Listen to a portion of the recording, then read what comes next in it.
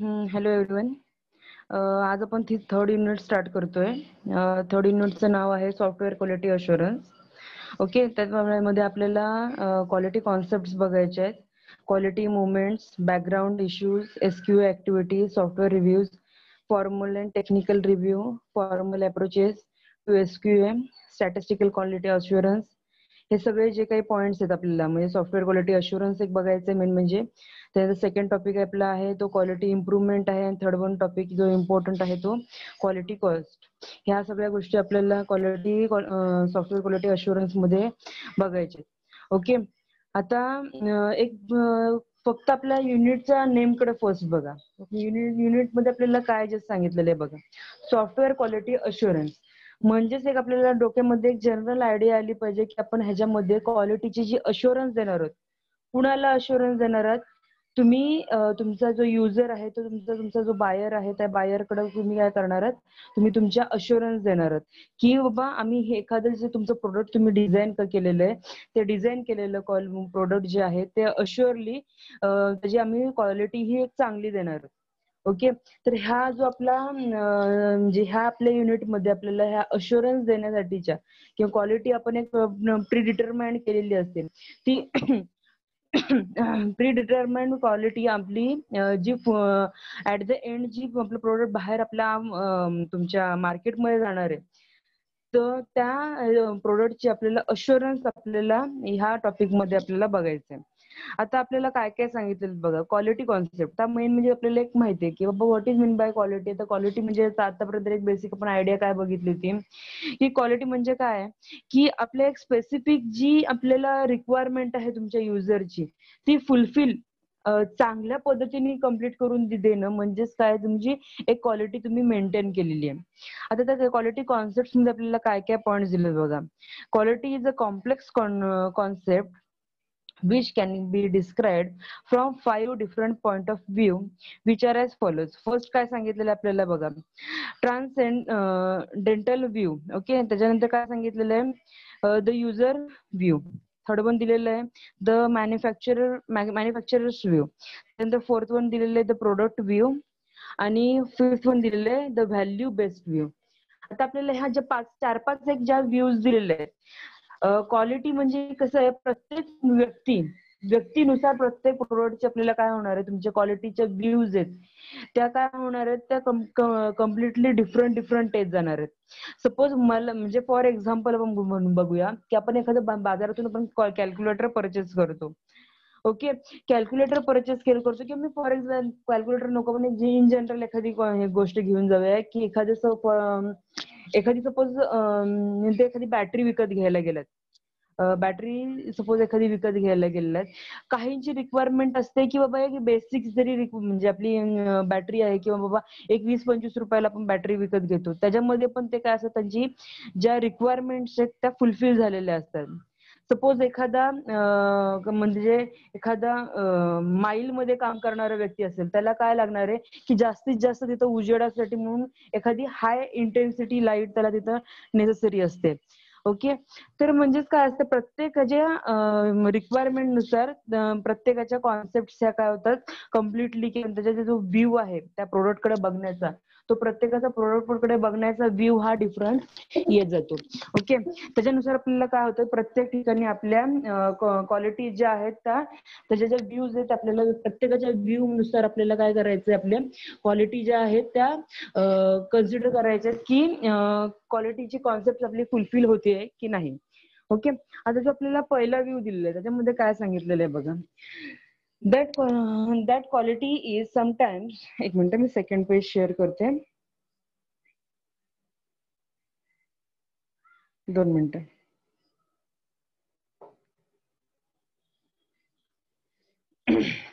Okay, आता आपल्याला ह्याच्यामध्ये काय सांगितलेलं आहे बघा, that quality is sometimes which can be immediately recognized but cannot be clearly defined and documented indirectly indirectly suggested. Okay, आता आपल्याला जो फर्स्ट व्ह्यू आपला दिलेला आहे त्याच्यामध्ये काय सांगितलेलं आहे की तुमची जी क्वालिटी आहे ती तुमची काय सांगितलेली असते ती तुम्हाला इमिजिएटली जेव्हा तुम्ही एखादं प्रोडक्ट तुम्ही डायरेक्टली यूज करता की त्याच वेळेला त्याचं काय होतं ओव्हरव्ह्यू जो काय आहे तो दिला जातो. ओके, म्हणजे त्याला असं एखादं स्पेसिफिकेशन किंवा आपण म्हणूया की एखादा युजरचा व्ह्यू नाहीये किंवा मॅन्युफॅक्चररचा व्ह्यू नाहीये किंवा कोणताही व्ह्यू त्याला नाहीये की इन जनरल एखादं प्रोडक्ट आपल्या हातामध्ये आलं, एक त्याचा आउटलुक बघितला आपण आणि आउटलुक बघितल्यानंतर त्याचं आपण काय केलेलं आहे त्याचा रिव्ह्यू देऊन टाकलाय किंवा त्याचा आपला जो क्वालिटी कम्प्लीट झाली आहे की नाही ते आपण सांगितलेलं आहे. ओके, त्याच्यानंतर सेकंड जो व्ह्यू आहे, सेकंड व्ह्यू मध्ये आपल्याला सांगितलेलं आहे द युजर व्ह्यू. ते युजर व्ह्यूचं काय आहे बघा, quality in terms of the end user specific goals if the product meets to the goals and it reveals quality. आता सपोज तुमचा युजरचा व्ह्यू आहे, आता युजरचा व्ह्यू काय असणार आहे, युजरचा व्ह्यू काय असणार आहे की बाबा माझ्या सगळ्या रिक्वायरमेंट ज्या आहेत त्या रिक्वायरमेंट तुमच्या ह्या सॉफ्टवेअर मधून त्या फुलफिल होत आहेत की नाहीत हे काम कशामध्ये केलं जाणार आहे तुमच्या युजर व्ह्यू कडून. कारण की युजरच्या ज्या स्पेसिफिकेशन्स त्यांनी रिक्वायरमेंट मध्ये दिल्या होत्या त्या जर फुलफिल झाल्या आणि त्याच्यापेक्षा त्याला जर जास्त काही मिळत असेल तर त्याच्या काय होणार आहे त्याची ती जी क्वालिटी आहे किंवा त्या ज्या प्रोडक्टचा त्याला यूज होणार आहे तो काय असणार आहे तो फुलफिल होऊन जाणार आहे. त्याच्यामुळे आपण इथं काय सांगतो की युजर व्ह्यू नुसार आपण सांगतो की जो एंड युजर आहे तो एंड युजरच्या जे स्पेसिफिक गोल्स होते ते त्याचे फुलफिल झालेले आहेत की नाही ते आपण कशामध्ये युजर व्ह्यू मध्ये बघतो. थर्ड वन आहे आपला मॅन्युफॅक्चरर व्ह्यू. आता मॅन्युफॅक्चरर व्ह्यू काय सांगितलेलं आहे बघा, it defines quality in terms of the original specification of the product. Okay, if the product follows to the specification it shows the quality. Okay, manufacturer जो manufacture करतोय तुमचं एखादं product त्याची त्यांनी क्वालिटी कम्प्लीट केली की नाही. सपोज मी एखादं प्रोडक्ट डिझाईन करते आणि ते डिझाईन केल्यानंतर जर मी जे त्याच्यामध्ये मॉड्यूल्स टाकलेले आहेत ते जर प्रॉपरली वर्क होत असतील, आपण युजरचा इथं विचारच करत नाही आहोत, फक्त मॅन्युफॅक्चररचा. मॅन्युफॅक्चररने ती एखादं डिव्हाइस डिझाईन केलं आणि त्याला ज्या गोष्टी त्याला त्याच्या मनाने इंट्रोड्यूस करायच्या होत्या त्या सगळे मॉड्यूल्स त्यांनी तिथं इन्व्हॉल्व केलेले आहेत आणि ते प्रॉपरली वर्क होत आहेत. तर त्यावेळेला काय होणार आहे की त्यावेळेला तुमच्या मॅन्युफॅक्चररची जी रिक्वायरमेंट होते किंवा त्याच्या ज्या क्वालिटीच्या ज्या कॉन्सेप्ट होत्या त्या फुलफिल होत आहेत. ओके, आणि ह्या ठिकाणी फक्त लक्षात घ्या मॅन्युफॅक्चररच्या व्ह्यू मध्ये आपल्याला युजरचा व्ह्यू हा कन्सिडर केला जात नाही. कारण की युजरचा व्ह्यू आणि मॅन्युफॅक्चररचा व्ह्यू हा डिफरंट असू शकतो. ओके, त्याच्यानंतर थर्ड वन जो आहे तो काय दिलेला आहे प्रोडक्ट व्ह्यू. ह्याच्यामध्ये काय सांगितलेलं आहे, it suggest that the quality can be tied to inherent characteristics of the product. Okay, आता इथं काय सांगितलेलं आहे बघा, आपल्याला ज्या म्हणजे काय म्हणता येईल त्याला की स्पेसिफिक अशा ज्या अशा कॅरेक्टर्स जे काय त्याच्या असतील ते जर आपल्या त्या एखाद्या सॉफ्टवेअर मधून फुलफिल झाले की त्यावेळेला त्या प्रोडक्टची काय असणार आहे तुमची क्वालिटी जी आहे ती मेंटेन होऊन जाणार आहे. आणि नंतर काय सांगितलेलं आहे the value based view. The value based view म्हणजे काय असणार आहे, it measures quality based on how much customer is willing to pay for your product. Okay, आता सपोज तुम्ही एखादं छोटंसं मॉडेल बनवलेलं आहे, युजरला त्याची नीड सुद्धा आहे आणि ते जर तुम्ही एकदम हाय कॉस्ट मध्ये तुम्ही सेल आउट करत असाल तर त्यावेळेला काय होणार आहे की ज्या मॅक्झिमम जास्तीत जास्त तुमचे जे पैसे जर असतील त्याचे तर त्यावेळेला पण काय होणार आहे की त्यावेळेला तुमचं जे प्रोडक्ट आहे ते विकलं जाईल किंवा नाही जाणार ह्या कॉन्सेप्टमध्ये. म्हणजे एकदमच एखाद्याला खूपच जास्त नीड असेल तर तो काय करणार आहे, तो परचेस करणार आहे. पण जर एक सर्वसामान्य व्यक्ती असेल की ज्याला कमी प्राइस मध्ये हवं असेल किंवा एखाद्या मीडियम कॉस्ट मध्ये त्याला अवेलेबल हवं असेल आणि किंवा त्याला त्याच टाईपचं प्रोडक्ट एखाद्या मिनिमम कॉस्ट मध्ये मिळत असेल आणि त्याच्या सगळ्या रिक्वायरमेंट फुलफिल होत असेल त्याच्या प्रोडक्ट मधून तर त्यावेळेला काय होणार आहे, त्यावेळेला सुद्धा तुमचं काय होणार आहे जे प्रोडक्ट आहे ते बाजारात सेल आउट होताना काय होणार आहे त्याच्यामध्ये प्रॉब्लेम्स येणार आहेत किंवा आपली जी क्वालिटी आहे क्वालिटी जरी मेंटेन असली तरी पण त्या कॉस्ट जी व्हॅल्यू बेस्ड म्हणतोय आपण व्हॅल्यू बेस्ड व्ह्यू मधून काय होणार आहे, ते त्यावेळेला प्रोडक्ट काय होणार आहे, सेपरेट आउट होऊन जाणार आहे आणि त्याचं जे सेलिंग आहे ते सेलिंग होताना त्यावेळेला तिथं प्रॉब्लेम होऊ शकतो. म्हणजेच काय, हे जर अप्रोचेस आहेत ते आपण पूर्णपणे बघितले पाहिजेत. किंवा आपण सुद्धा बघा, कोणताही प्रोडक्ट आपण एखादा लॉन्च करत असू किंवा एखादा प्रोडक्ट आपण मार्केटिंगसाठी मार्केटमध्ये उतरवणार असू, आपण आपलाच प्रोडक्ट डिझाईन केला असं कन्सिडर करा. तो प्रोडक्ट तुम्ही आपण काय करतो की जो बाजारभाव आहे त्या गोष्टीचा त्याच्याशी काय करतो, कम्पेअर करतो. ओके. आणि त्याच वेळेला म्हणजे सपोज एखाद्या मार्केटमध्ये एखाद्या गोष्टीची रिक्वायरमेंट असेल तर त्या रिक्वायरमेंट नुसार आपण एखादं प्रोडक्ट डिझाईन केलेलं आहे. म्हणजेच काय केलेलं आहे, तुमचा युजर व्ह्यू म्हणजे रिक्वायरमेंट आहे म्हणजे तो तिथं काय झाला, युजर व्ह्यू तिथं कन्सिडर झाला. त्याच्यानंतर तुम्ही तो प्रोडक्ट डिझाईन केलेला आहे. डिझाईन कोणत्या बेसवर केलेला आहे, तुमचा जो प्रोडक्ट आहे, युजर जो यूज करणार आहे त्या युजरच्या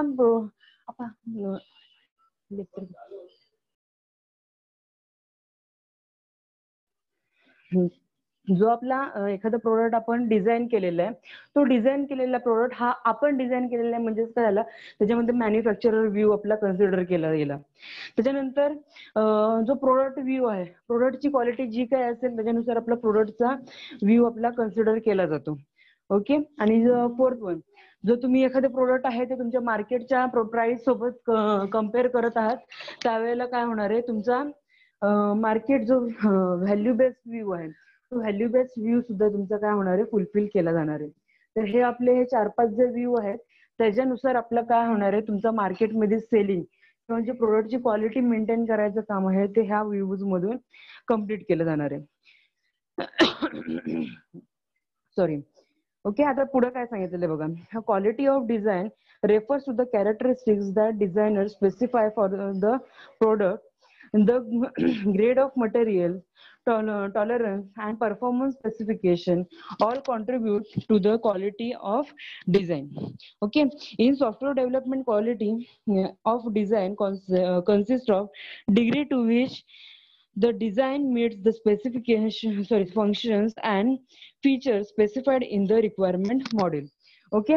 आता इथं काय सांगितलेलं आहे आपल्याला, जो तुमचा प्रोडक्ट आहे तो प्रोडक्ट तुम्ही डिझाईन केल्यानंतर तुमचा जो सपोज काही ना काहीतरी डेव्हिएशन म्हणजे काय म्हणता येईल, टॉलरन्स सांगितलेलं आहे. म्हणजेच काय असणार आहे की एखादा जर पार्ट आपला मिसिंग असेल किंवा त्याच्या ज्या आपल्या युजरच्या रिक्वायरमेंट्स आहेत त्या कंपल्सरीच फुलफिल होत नाहीत, थोडासा एखादा पार्ट जो आहे तो काय होतोय, जे रिक्वायरमेंट होती त्याच्यानुसार थोडासा जर डिफरन्स असेल त्या प्रोडक्टमध्ये तर तो त्या सगळ्या ज्या कन्सिडरेशन्स आहेत त्या काय होतात, त्या टॉलरेट केल्या जातात.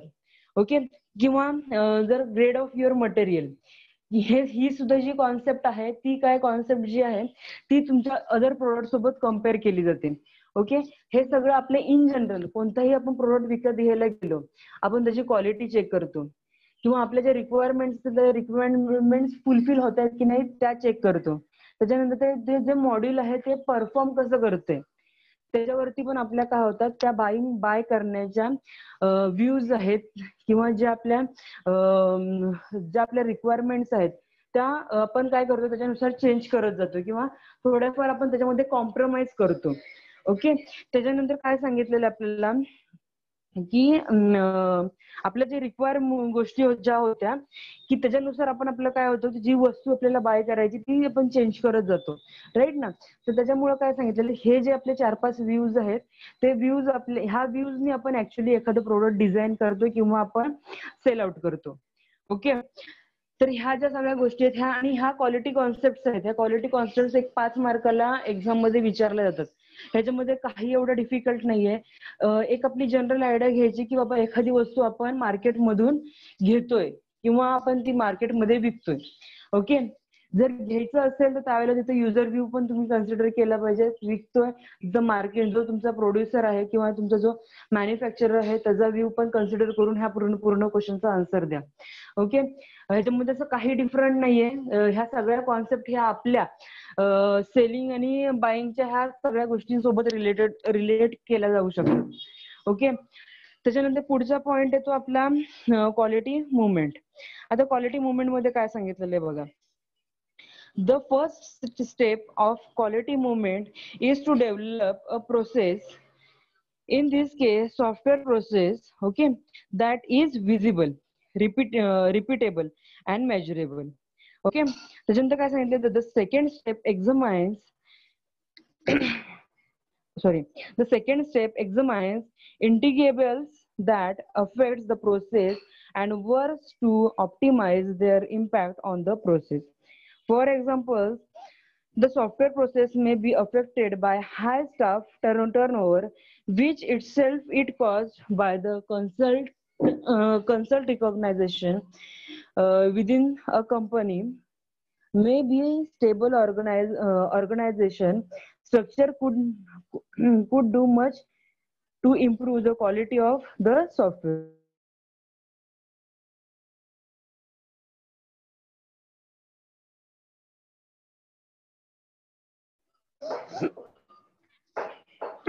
Okay, sorry. त्याच्यानंतर पुढे काय सांगितलेलं आहे, while the first step focus on the process, the next step concentrate on the users of the product. Okay, तर आपल्याला मेन एक पार्ट लक्षात घ्या, जास्त कन्फ्युज पण व्हायची गरज नाही.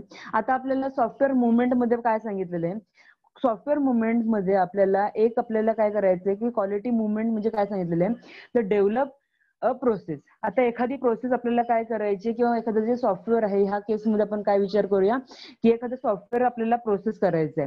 ओके, किंवा सॉफ्टवेअर जे आपलं डिझाईन करतो त्याच्यानुसार आपण काय करायची, एखादी आपल्याला प्रोसेस डेव्हलप करायची. कशा टाइप मध्ये प्रोसेस डेव्हलप करायची की विजिबल, रिपीटेबल आणि मेजरेबल. काही ना काहीतरी त्याचं काउंटिंग झालं पाहिजे, त्याच्यानंतर रिपीटेडली आपल्याला यूज केली गेली पाहिजे, आणि ती मेन म्हणजे काय असली, विजिबल असली पाहिजे. ही आपल्याला एक मुवमेंट, आपल्याला एक बेसिक आयडिया सांगितलेली आहे. ओके, मग त्याच्यामध्ये आपण काय काय करतो की आपण जे सॉफ्टवेअर डिझाईन करतोय ते आपण काय करतो, फर्स्ट एक्झामाइन करतो. ओके, त्याच्यानंतर आपण प्रोसेस काय करतो की ते प्रोसेस जे आपलं जे सॉफ्टवेअर आहे ते प्रॉपरली प्रोसेस होऊन की पूर्ण जी आपली एखादी सॉफ्टवेअर रन करायची किंवा जे पूर्ण डेव्हलप केलेलं सॉफ्टवेअर आहे ते कोणत्याही अदर प्रोसेसवरती अफेक्ट करते की नाही, किंवा करत असेल तर ते डिफेक्ट्स असतील तर त्याचे रिमूव्ह करून प्रॉपरली विदाउट अफेक्ट करता आपलं प्रोसेस काय केली पाहिजे, त्याच्यामधून रनआउट केली पाहिजे किंवा ती कम्प्लीट केली पाहिजे. त्याच्यानंतर फॉर एक्झाम्पल एखादे हे घ्या की एखाद्या सपोज तुम्ही अँटीव्हायरस वगैरे कोणताही घेतलात. मी म्हणते की माझ्याकडे पूर्वीपासून जर मी नेट प्रोटेक्टर हा जर एखादा हे अँटीव्हायरस मी युज करते, फॉर एक्झाम्पल घेते, याचा त्याचा काही संबंध नाही, हे सगळं सॉफ्टवेअरच्या रिलेटेड आहे आणि किंवा आपण सॉफ्टवेअर डेव्हलपमेंटच्या रिलेटेड आहे. मी इन जनरल एक एक्झाम्पल घेते. सपोज मी बरेच वर्ष माझ्या लॅपटॉपमध्ये एखादा अँटीव्हायरस युज करतोय, फॉर एक्झाम्पल नेट प्रोटेक्टर हा जर मी अँटीव्हायरस युज करते, आणि इन केस मला ह्या वर्षी इन्स्टॉल करताना मला नेट प्रोटेक्टर मला मिळाला नाही, आणि इन्स्टेड ऑफ नेट प्रोटेक्टर मी जर दुसरा एखादा एवॉस नावाचा किंवा दुसरा कोणत्याही नावाचा एखादा अँटीव्हायरस मी माझ्या पीसीला इन्स्टॉल केला आणि तो जर रन केलेला असेल, तर व्हाईल युझिंग दिस अँटीव्हायरस त्यावेळेला माझं जे वर्किंग आहे बाकीचं त्याच्यावरती काही अफेक्ट झाला नाही पाहिजे. ह्या टाइप मध्ये आपण काय करते, लोक काय करतात की तुमच्या पूर्ण सिस्टीम जी आहे प्रिव्हियसली आपण आतापर्यंत युज करत आलेलो आहे, एखादी नवीन गोष्ट इन्क्लूड केल्यामुळे पूर्ण सिस्टीम वरती त्याचा काहीही इम्पॅक्ट झाला नाही पाहिजे. जो आपण हार्जार्डस इम्पॅक्ट बोलतो की एखादं सॉफ्टवेअर इन्स्टॉल केलं त्याच्यामुळे त्याच्यामध्ये बग्स आले, एरर्स आले किंवा व्हायरसेस आले किंवा पूर्णपणे ती तुमची सिस्टीमच कोलॅप्स झाली, ह्या अशा टाईपचे जे काही एरर्स आहेत किंवा असे जे डिफेक्ट्स आहेत ते असे यायला नाही पाहिजेत. त्यासाठी आपण काय करतो की ह्याच्यामध्ये आपण काय करतो की आपल्या क्वालिटीच्या काय आपण मुवमेंट्स करतो म्हणजेच काय की इन जनरल आपण काय करतो, त्याच्या भरपूर साऱ्या टेस्ट केल्या जातात.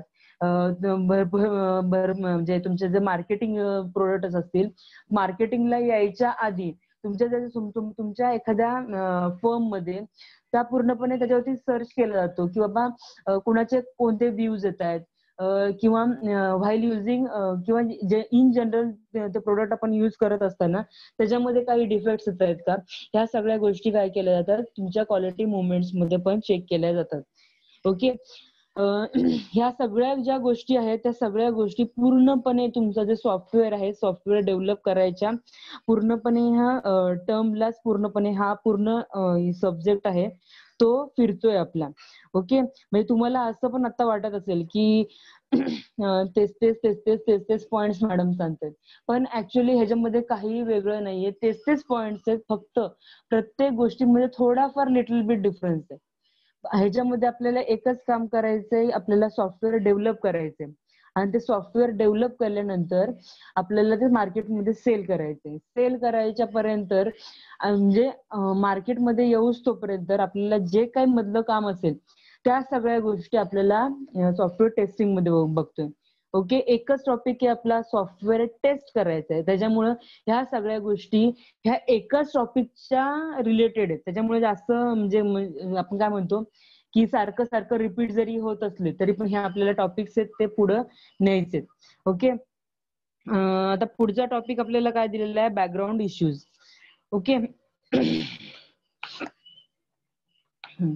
तर बॅकग्राऊंड इश्यूज मध्ये आपल्याला काय सांगितलेलं आहे बघा. Quality assurance is an important activity for any business that produces products, software to be used by others. Before the 20th century, it was responsibility of the developer who develop a software. First formal quality assurance and control function was introduced by Bell Labs in 1916. It spreads rapidly throughout the manufacturing world. During 1914, more formal approaches to the quality control were suggested. The basic elements of quality management depends on the measurement and continuous process improvement. Today, every company has tool to ensure quality in their product. In fact, they state clearly in detail their concern for the quality of the product. एक minute.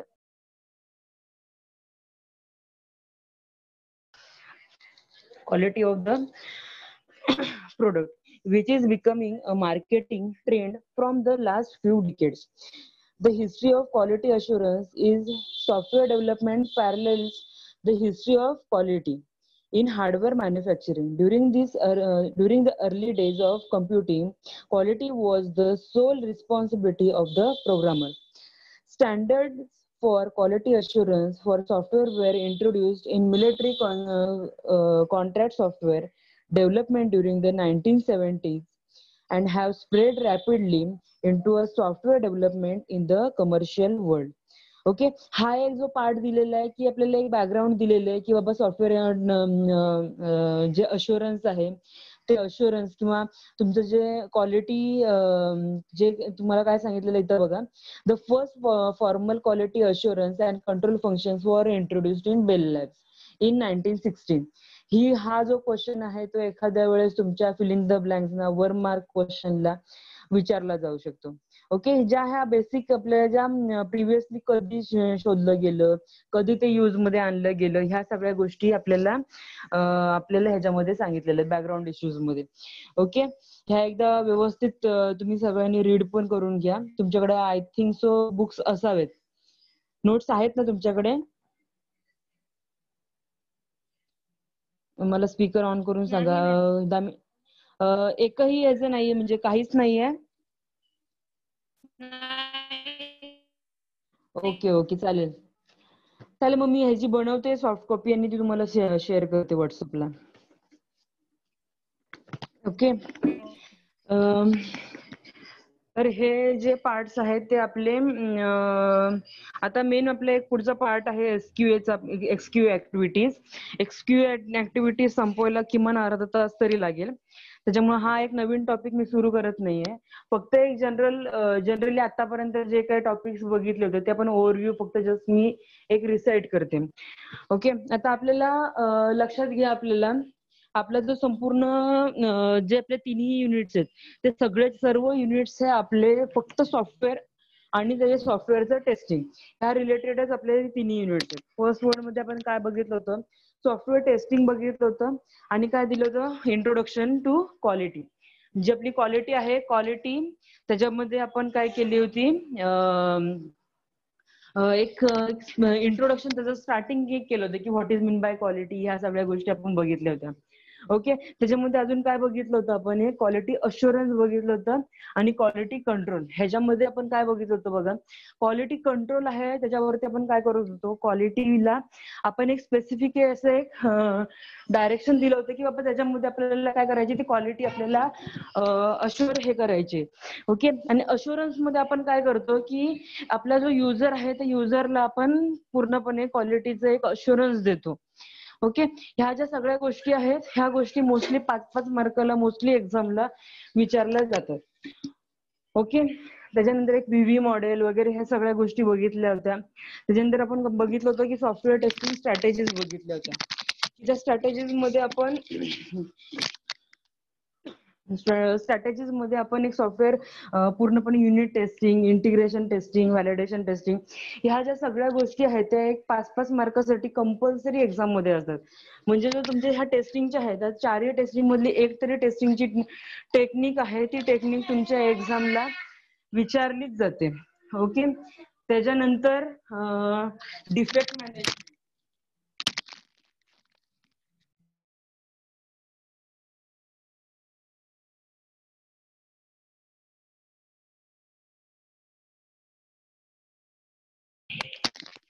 Okay, software quality assurance आता आपण सुरुवात केलेली आहे की त्याच्यामध्ये आपल्याला सॉफ्टवेअरची क्वालिटीची अश्युरन्स आपल्याला एखाद्या तुमच्या जो बायर आहे त्याला आपल्याला त्या अश्युरन्स आपल्याला द्यावे लागतात.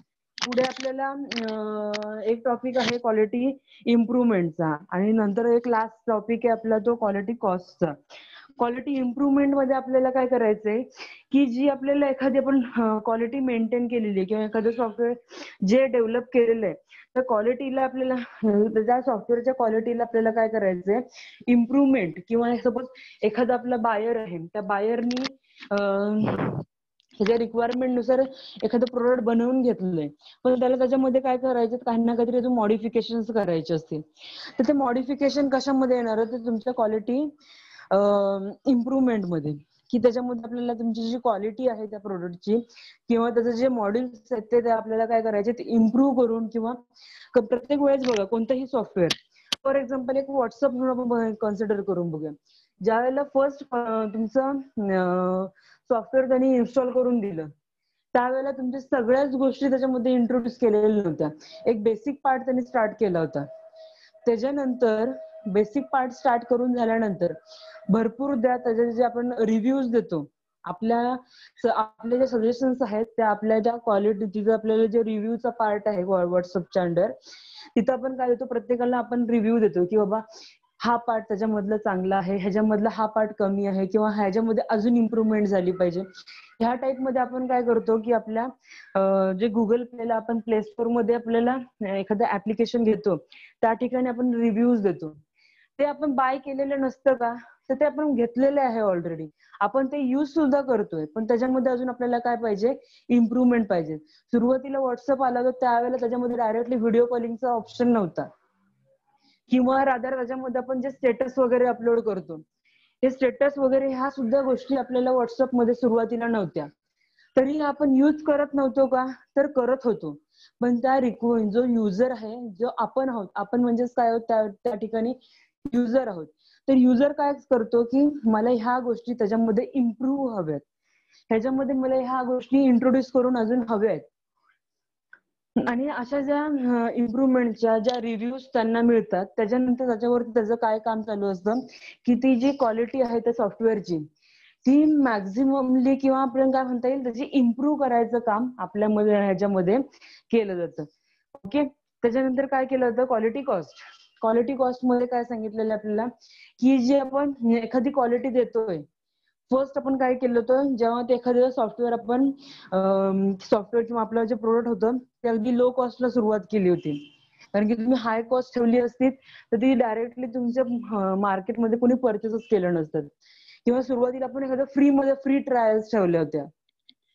आणि त्याच्यानंतर आपण काय करणार आहोत, फ्री ट्रायल्स झाल्यानंतर त्याच्यानंतर हळूहळू त्याच्या ज्या आपण इम्प्रूव्ह केलेलं जे सॉफ्टवेअर आहे त्याच्यामधून आपल्याला अर्निंग सुद्धा झालं पाहिजे. सो दॅट्स आपण काय करणार आहोत त्याच्यामध्ये की क्वालिटी कॉस्ट डिटरमाइन करणार आहोत की काही कशा टाईपचे त्याच्यामध्ये म्हणजे किती कॉस्ट असली पाहिजे, कोणत्या कोणत्या कॉस्ट त्याच्यामध्ये इन्क्लूड झाल्या पाहिजे, किंवा बाबा मॅन्युफॅक्चरिंगची जी काही तुमचे सपोज एखादं सॉफ्टवेअर तुम्ही डेव्हलप केलेले, सॉफ्टवेअर डेव्हलप करताना त्याच्यामध्ये वेळ किती गेला, ते वेळ किती गेला त्याच्यानंतर तुमचा जो टेस्टर होता, टेस्टिंग करणारी टीम होती किंवा जी तुमची डेव्हलप करणारी टीम होती, जो तुमचा प्रोडक्ट मॅनेजर होता किंवा सगळ्या फेज मधले सगळे जण, त्यांचं काय करायचं आपल्याला की बाबा त्यांचे सगळे पेमेंट सुद्धा निघाले पाहिजेत. त्याच्या सगळ्यांचं ऑन ओव्हर ऍव्हरेज काढून आपल्याला काय करायचं की तुमच्या प्रोडक्टचं एक कॉस्ट, एक स्पेसिफिक असं एखादं एक मार्केटिंग कॉस्ट आहे, ते कॉस्ट आपल्याला काय करायचं ते आपल्याला एखाद्या तुमच्या युजरला आपल्याला अप्लाय करावं लागतं. तर ह्या सगळ्या कॉन्सेप्ट आपल्याला ह्या 3rd युनिट मध्ये बघायच्या आहेत. ओके. ओके चालेल, मी इथे एंड करते. कुणाला अजून काही क्वेरी आहे का? आता जस्ट 2च टॉपिक घेतलेले आहेत, पण या दोन्ही टॉपिक्स मध्ये काही असं काही क्वेरी आहे का?